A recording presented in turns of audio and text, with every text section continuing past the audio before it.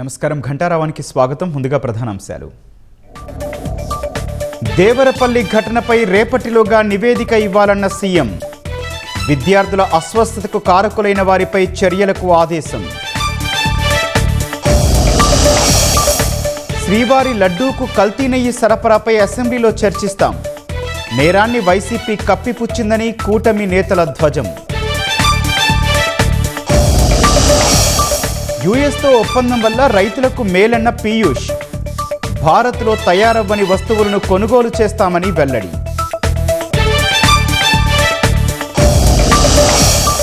బంగ్లాదేశ్లో హిందువులపై దాడులపై ఆర్ఎస్ఎస్ ఆందోళన. హక్కుల కోసం పోరాడే మైనార్టీలకు మద్దతిస్తామన్న భాగవత్. ఇటలీలో కొనసాగుతున్న హిమపాతం బీభత్సం. మంచు చర్యలు విరిగిపడి 5 మృతి.